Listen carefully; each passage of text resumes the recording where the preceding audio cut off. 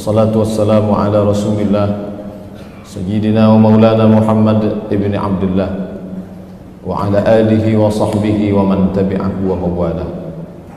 Ashhadu an la ilaha illallah wahdahu la sharika lah wa ashhadu anna sayyidana Muhammadan abduhu wa rasuluhu la nabiyya ba'dah. Allahumma salli ala sayyidina Muhammadin an-nabiyil ummi wa ala alihi wa sahbihi wa barik wa sallim. Qala Allah Ta'ala fil Qur'anil Azim wa huwa asdaqul qa'ilin. A'udzu billahi minasy syaithanir rajim. Ya ayyuhalladzina amanu taqullaha haqqa tuqatih wa la tamutunna illa wa antum muslimun. Wa qala ta'ala fi ayatin ukhra, ya ayyuhalladzina amanu taqullaha wa qulu qawlan sadida yuslih lakum a'malakum wa yaghfir lakum dhunubakum wa man yuti'illaha wa rasulahu faqad faza fawzan 'azima. Ibadallah, usikum wa nafsi bi taqwallahi wa ta'atihi faqad fazal muttaqun. Hadirin jamaah Jumat yang dimuliakan Allah Subhanahu wa ta'ala. Sampai pada pagi, sampai siang, sampai malam nanti kita senantiasa berharap Allah Ta'ala melimpahkan rahmat karunia-Nya.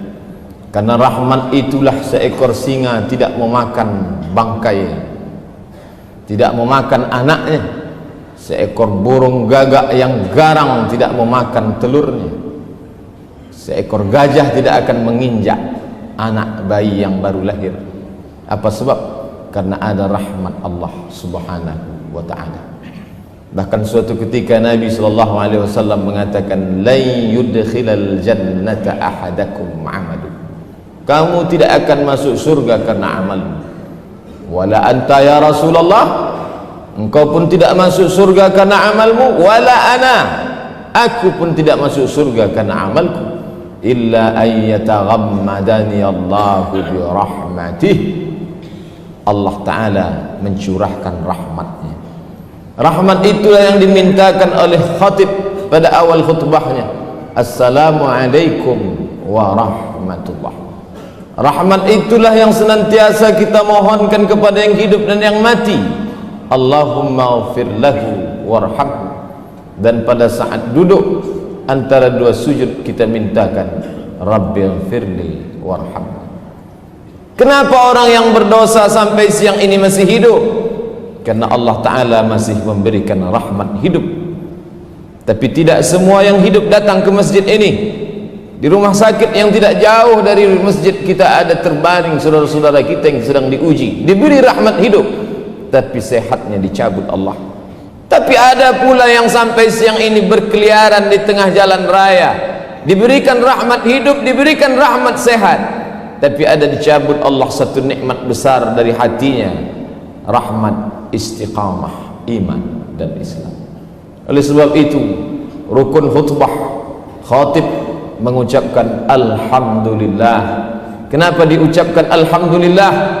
Karena sampai siang hari ini masih bersemayam dalam diri khatib dan semua kaum muslimin yang melaksanakan salat Jumat, masih bersemayam rahmat hidup, rahmat sehat, rahmat istiqamah dalam iman dan Islam. Kita hanya dapat membalaskan dengan ucapan lidah alhamdulillah. Kalimatani, dua kalimat, khafifatani 'alal lisan, ringan diucapkan lidah, saqilatani fil mizan, tapi berat pada timbangan mizan hari kiamat. Subhanallah wa bihamdihi, subhanallah wa bihamdihi. Senantiasa kita basahkan lidah berzikir, hanya itu yang dapat kita balaskan atas segala nikmat rahmat karunia Allah Subhanahu wa ta'ala. Tapi rasanya tidak adil bila orang diberi lidah hanya sanggup bertasbih. Bagaimana bila diberi kekuasaan? Apakah seekor gajah akan dianggap melakukan perbuatan yang sama dengan seekor semut? Tentu tidak. Makin besar nikmat rahmat yang dicurahkan Allah, maka makin besarlah tuntutan Allah terhadap diri kita. Bagi fakir miskin, orang yang sakit, dia cukup mengucapkan alhamdulillah. Tapi bagi orang yang punya kekuasaan, dia mesti bersyukur dengan kekuasaan yang dipinjamkan Allah Ta'ala kepada dirinya. Kekuasaan yang engkau terima bukanlah hadiah. Kekuasaan yang engkau terima bukanlah suatu kemuliaan, tapi dia adalah tanggung jawab di hadapan Allah Subhanahu wa ta'ala. Kita ingin melihat dalam sejarah sebelum Islam, sebelum Nabi Muhammad sallallahu alaihi wasallam datang, bagaimana orang-orang yang bukan beragama Islam menggunakan kekuasaannya untuk menolong agamanya. Dalam catatan sejarah, lebih 3 abad sebelum kelahiran Isa alaihi salam, di Samudra Hindia, di tengah belantara India, ada seorang raja bernama Asoka. Lalu dengan kekuasaannya dia tolong penyebaran agama Buddha hingga sampailah ke negeri kita, ke Pulau Sumatera, ke Semenanjung Melaya. Maka tidak dapat dipungkiri nenek moyang kita pun salah satu penganut agama tersebut. Dengan apa agama itu sampai? Padahal alat telekomunikasi multimedia belum lagi canggih seperti saat ini. Dia sampaikan agama itu dengan kekuasaan. Nama Ashoka tertulis dengan tinta emas, seorang kaisar India yang mengejar segala penjuru dunia untuk menyebarkan satu agama keyakinannya. Abad ketiga memasuki awal abad keempat Masehi, seorang kaisar Romawi bernama Konstantin ingin memuliakan namanya. Dia buat nama kota menjadi nama dirinya, Konstantinopel. Seluruh Eropa dia kristenkan. Dengan apa? Dengan kekuasaan yang ada pada dirinya. Bila orang tidak tahu keyakinannya ini apakah diridai Allah atau tidak, tapi dengan kekuasaan dia tolong agamanya. Mengapa orang beriman yang yakin la ilaha illallah Muhammad Rasulullah, tapi dia tidak berbuat apa-apa untuk agamanya? Kelak dia akan ditanya di hadapan Allah. Bagi yang punya telinga hanya akan ditanya telinga, bagi yang punya mata hanya akan ditanya mata, bagi yang punya lidah akan ditanya lidah. Tapi yang punya kekuasaan, selama engkau berkuasa, apa yang sudah kau pakai untuk agama Allah? Berapa masjid yang kau bangun? Berapa musalla yang kau bantu? Berapa anak yatim yang kau sekolahkan? Berapa perda peraturan daerah yang berbau syariah yang dapat engkau lahirkan? Karena permasalahan problematika umat tidak selesai dengan khutbah Jumat. Anak-anak remaja keluyuran malam lewat jam 12, jam 1 malam. Apakah mungkin al-ustaz berceramah di tengah jalan, di karaoke, di diskotik, di warnet? Ini tidak dapat dilakukan. Lalu siapa yang dapat mencegah nahi mungkar ini? Orang yang punya kekuasaan. Maka dengan peraturan daerah, kepalanya diisi dengan hukum, dia ahli hukum, tapi hatinya senantiasa berzikir la ilaha illallah Muhammad Rasulullah. Orang Islam tidak dinilai karena kesolehan pribadi. Soleh secara pribadi, rajin puasa Senin Kamis, rajin sholat Jumat, hanya untuk pribadi saja. Ayyahdiyallahu bika rajulan wahidan, satu orang dapat hidayah karenamu, khairum min humurin ni'am, lebih baik daripada engkau memiliki seekor unta yang merah. Unta merah adalah harta kebanggaan orang kafir musyrik jahiliyah. Engkau memiliki seekor unta yang merah, kau sangka kau sudah punya dunia dan seisinya. Bukan itu kata Nabi. Satu orang dapat hidayah karenamu, engkau lahirkan peraturan-peraturan yang dapat menjaga umat, yang dapat membuat mereka jauh dari yang mungkar. Khairum min humurin ni'am, lebih baik daripada engkau memiliki harta yang berlimpah ruah. Muslimin jamaah Jumat yang dimuliakan Allah Subhanahu wa ta'ala, maka mari kita renungkan. Mungkin ketika mendengar kalimat-kalimat ini, di antara kita terlintas dalam pikirannya, aku bukan penguasa, aku tidak punya kekuasaan. Memang benar. Bukankah kita berkuasa di kantor yang kita diamanahkan untuk memimpinnya? Bukankah kita berkuasa di perusahaan yang kita diamanahkan Allah menjadi direkturnya? Bukankah kita berkuasa di tengah keluarga kita? Paling tidak kita semua adalah kepala keluarga, dan kita berkuasa kepada anak istri. Ya ayyuhalladzina amanu, hai orang beriman, qu anfusakum, jaga dirimu, wa ahlikum, orang-orang yang berada di bawah kekuasaanmu, nara, dari api neraka. Seorang pemimpin tidak dapat mengatakan yang penting aku selamat, yang penting saya salat, yang penting saya puasa, masalah anak buah saya bukan urusan saya. Kita kan sudah dewasa, urusan pribadi urus masing-masing. Hubungan dengan Tuhan adalah hubungan individual. ini kalimat orang-orang sekuler yang memisahkan diri dengan agama, yang memisahkan kenegaraan dengan agama. Dalam Islam kita diajarkan dari sejak mulai bangun tidur, buka mata sampai tutup mata harus berdasarkan ajaran Islam. Ya ayyuhalladzina amanu, wahai orang-orang beriman, udkhulu, masuklah kamu fisilmi, dalam Islam, kafah, secara keseluruhan. Salahkah bila orang sudah tidak punya kekuasaan lalu rajin ke masjid, rajin berinfak sedekah? Tidak salah, baik. Dia ingin menutup usianya dengan husnul khatimah, amat sangat baik. Tapi alangkah amat teramat sangat baik bila kekuasaan itu ada dalam genggaman tangan, itulah yang dipakai untuk menolong agama Allah subhanahu wa ta'ala. Jamaah Jumat yang dimuliakan Allah, ketika Allah subhanahu wa ta'ala menitipkan suatu rahmat kepada diri kita, nanti dia akan tanya itu. Innas sam'a, pendengaran, wal basar, penglihatan, wal fuad, hati, kullu ulaika kana anhu mas'ula. Semua akan disoal, semua akan ditanya, semua akan diminta pertanggungjawaban di hadapan Allah subhanahu wa ta'ala.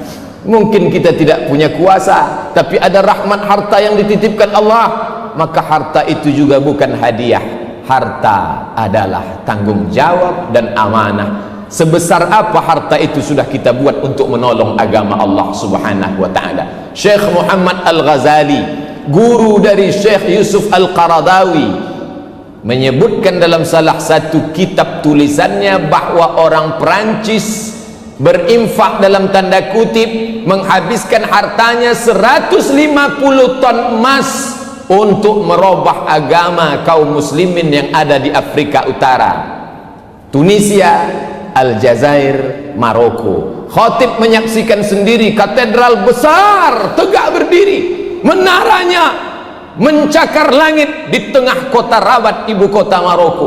Padahal tidak seorang pun orang Maghribi yang berubah keyakinan. Mereka sudah siapkan harta begitu banyak.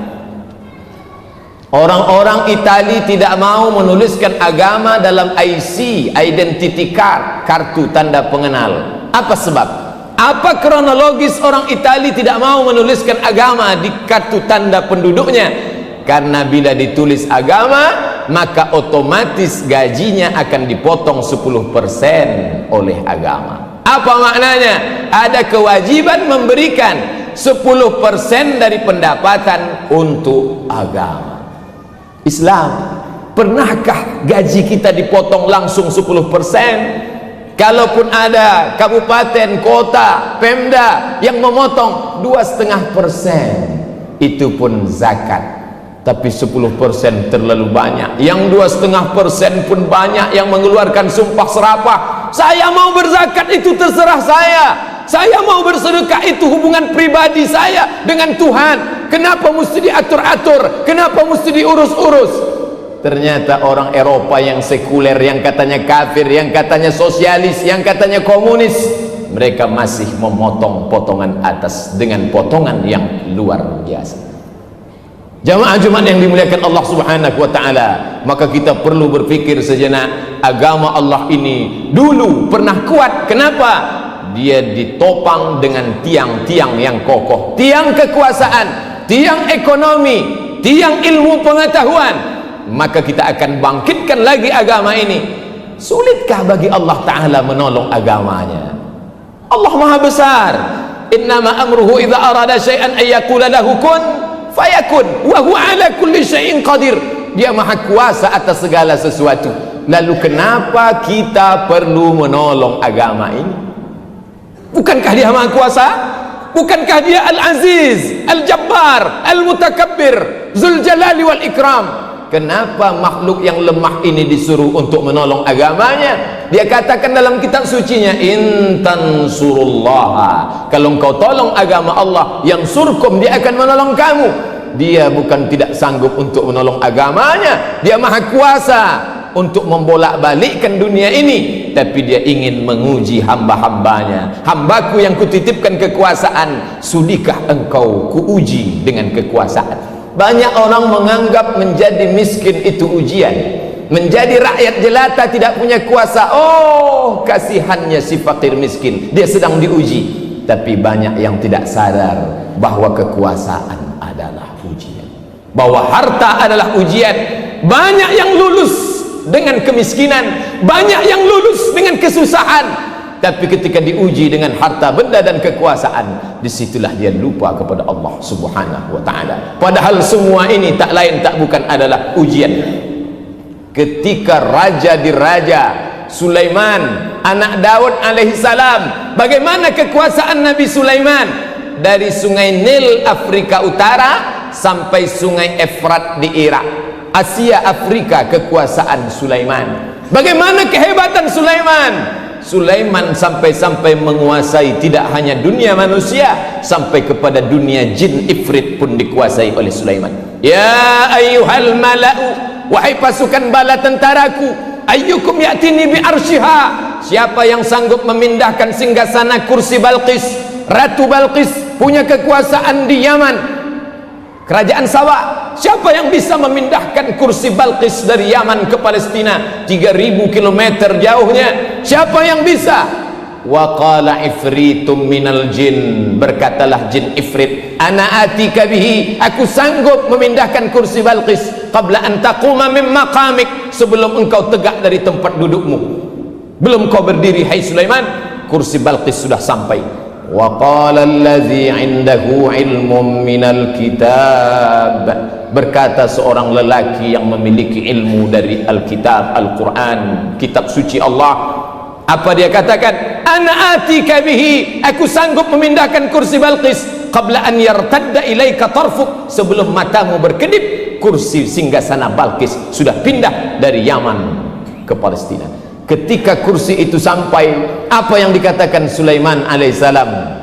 Nabi Sulaiman mengatakan, hadza min fadli rabbi, ini ujian Tuhanku, liyabluwani, dia sedang menguji imanku. Ashkur, apakah aku akan bersyukur, am akfur, apakah aku akan kafir. Siang ini sepekan lamanya kita sibuk dengan aktivitas rutinitas, menghitung harta, mengurus kekuasaan, tapi siang ini kita masih diberikan rahmat hidup sehat walafiat, merenung sejenak dalam khutbah Jumat. Apakah selama ini kekuasaan yang kita miliki sudah kita pakai untuk menolong agama Allah? Kalau sudah, alhamdulillah, khutbah ini membuat kita makin istiqamah. Kalau belum, tidak ada kata terlambat. Mari kita pakai kekuasaan dan harta benda untuk menolong agama Allah. Harta tidak lagi ada, kekuasaan pun tak tersisa. Apa yang bisa saya sampaikan? Sampaikan kepada anak, menantu, cucu, cicit, kawan, sahabat, handai tolan generasi akan datang. Wahai cucuku, wahai anakku, wahai sahabatku, wahai generasi ke depanku, aku dulu pernah berkuasa, tapi aku tidak tahu agama. Sekarang aku tak punya apa-apa, tapi aku ingin sampaikan kepada kalian, di akhir hayatku, aku ingin kalian menolong agama Allah dengan harta dan kekuasaan yang dititipkan Allah Subhanahu wa ta'ala. Inilah yang akan dibawa menghadap Allah Subhanahu wa ta'ala. Yauma la yanfa'u malu wa la banun, yauma la yanfa'u malun, pada hari itu tak ada guna harta, wala banun, anak pun tak bisa menolong. Siapa yang akan menolong? Illa man atallaha biqalbin salim, orang-orang yang datang menghadap Allah dengan hati yang bersih, membawa amal saleh. Pada saat menutup mata, amal soleh akan dibawa. Saat itu malaikat datang menghampiri sebelum Israel mencabut nyawa. Apa kata malaikat? Allah takhafu, hai calon jenazah, hai yang akan mati meninggalkan berjasad, la takhafu, jangan kau takut, wa la tahzanu, jangan kau sedih, wa abshiru bil jannati allati kuntum tu'adun, berbahagialah kau mendapatkan surga yang dijanjikan Tuhan. Saat tersenyum, saat itulah ruh keluar dari jasad, dibawa oleh malaikat Israel menghadap penciptanya Allah Subhanahu wa ta'ala.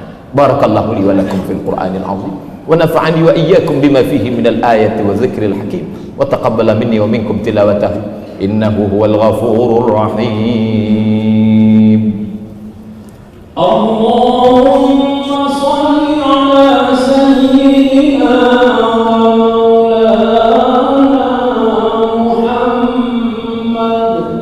وعلى آله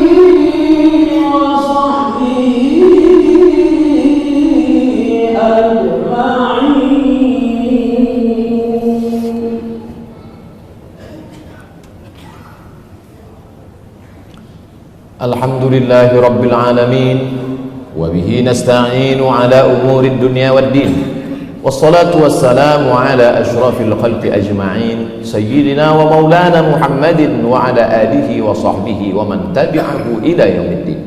Ashhadu an la ilaha illallah wahdahu la syarika lah, wa ashhadu anna sayyidana Muhammadan abduhu wa rasuluhu la nabiyya ba'dah. Allahumma salli ala sayyidina Muhammad wa ala ali Muhammad kama sallaita ala Ibrahim wa ala ali Ibrahim innaka Hamidum Majid.